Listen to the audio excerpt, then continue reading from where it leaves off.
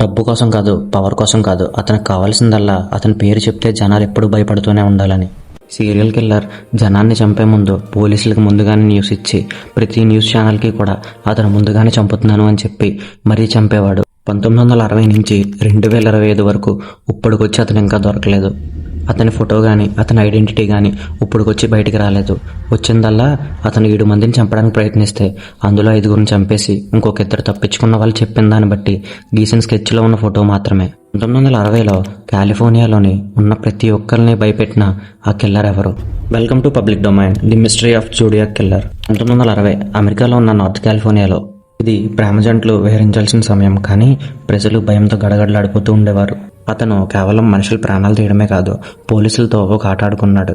ఎవరికి అర్థం కాని సైన్ లాంగ్వేజ్లో లెటర్స్ రాసి వాటిని న్యూస్ పేపర్స్కి ఇచ్చేవాడు. తనకంటూ ఒక జోడియాక్ సైన్ ఉంది. ఆ సైన్ని ఎవరిని చంపితే వాళ్ళ దగ్గర పెట్టి వెళ్ళేవాడు. అతను పెట్టుకున్న పేరు జోడియాక్. అధికారికంగా అతను 5గురిని చంపాడు, కానీ అతను 37 మందిని చంపానని చెప్పుకుంటున్నాడు. ఈ ఇన్సిడెంట్ జరిగి 50 సంవత్సరాలైంది. అయితే ఈ 50 సంవత్సరాల్లో వేల మందిని విచారించారు. అయితే అతని నిజమైన పేరు ఎక్కడా బయటికి రాలేదు. ప్రపంచమంతా ప్రసిద్ధి చెందిన మరియు అంతుచెక్కని సీరియల్ కిల్లర్ కథ ఇది. జోడియాక్ కిల్లర్ రక్త చరిత్ర 1968 డిసెంబర్ 20న మొదలైంది.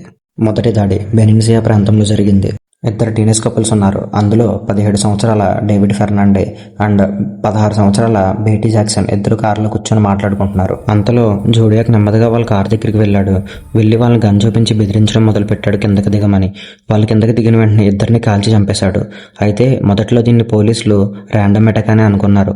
ఆ తర్వాత వాళ్ళకి అర్థమైంది అది కేవలం ప్రారంభం మాత్రమే అని. ఇది జరిగిన ఎగ్జాక్ట్లీ 6 months తర్వాత ఇండిపెండెన్స్ డే రోజు ఇంకో కపుల్ని టార్గెట్ చేయడం మొదలుపెట్టాడు.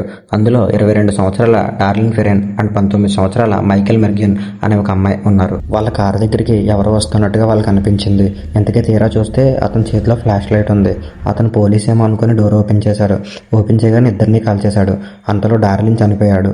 అయితే కొన ఊపిరితో మార్గన్ మాత్రం తీవ్రమైన గాయాలతో బతికి బయటపడింది. ఈ దాడి తర్వాత అసలు కథ మొదలైంది. ఆ హంతకుడు డైరెక్ట్గా పోలీసులకు కాల్ చేసి ఆ ఇద్దరిని కాల్చింది నేనే, గత సంవత్సరం జరిగిన హత్యలు కూడా నా పనే అని చెప్పి ఫోన్ పెట్టేశాడు. September 27, 1969 lake Berryessa. ఇది జోడియాక్ చేసిన అత్యంత తీవ్రమైన అండ్ భయంకరమైన సంఘటన. 22 సంవత్సరాలున్న సెసిలియా షెఫర్డ్ అండ్ 20 సంవత్సరాలున్న బ్రయాన్ హ్యాట్నెల్ వీళ్ళిద్దరూ లేక్ బెరిసినా దగ్గరికి పిక్నిక్ వచ్చారు. ఇంతలో వీళ్ళ దగ్గరికి ఒక వ్యక్తి వచ్చాడు. అతను చాలా అబ్నార్మల్గా బిహేవ్ చేస్తున్నాడు. అతను బ్లాక్ కలర్ డ్రెస్ వేసుకున్నాడు. పైన జాకెట్ ఉంది. దాని మీద క్రాస్ ఎయిర్ సింబల్, దాని మీద వైట్ కలర్ లెటరింగ్స్తో ఏదో మ్యాటర్ రాసి ఉండడం వీళ్ళు చూశారు. వాళ్ళిద్దరి మీద దాడి చేసి పాయింట్ బ్లాక్లో కనిపెట్టి వాళ్ళిద్దరిని కట్టి పడేశాడు. తర్వాత వాళ్ళిద్దరిని కత్తితో పొడవడం మొదలుపెట్టాడు. సెసిలియా హాస్పిటల్లో చనిపోయింది, కానీ బ్రయాన్ మాత్రం అతి కష్టం మీద బతికాడు. జోడియాక్ కిల్లర్ ఆ బట్టలు వేసుకొని ఈ మర్డర్ చేయడానికి కూడా కారణం ఉంది. ఎందుకంటే అతను ఒక సింబల్ని రిప్రజెంట్ చేయాలనుకున్నాడు.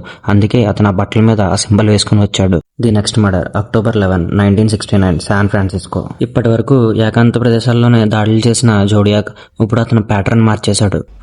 అయితే ఈసారి జోడియాక్ క్యాబ్ డ్రైవర్ని పాయింట్ బ్లాక్లో కనిపెట్టి కాల్చి చంపేశాడు. అయితే అలా చంపేసి వెళ్ళిపోతుంటే అక్కడున్న పిల్లలు చూశారు. వాళ్ళు పోలీసులకు ఇచ్చిన డీటెయిల్స్ బట్టే ఇప్పుడు మనకు దొరికిన జోడియాక్ స్కెచ్ అన్నది వచ్చింది. అయితే అఫీషియల్గా ఇదే జోడియాక్ లాస్ట్ మర్డర్, కానీ కథ ఇప్పుడే మొదలైంది.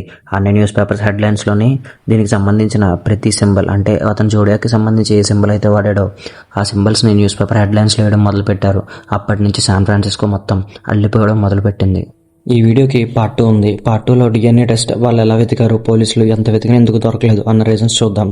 పార్ట్ 2 కోసం మన ఛానల్ సబ్స్క్రైబ్ చేసుకోండి, లైక్ చేసి షేర్ చేయడం మర్చిపోకండి.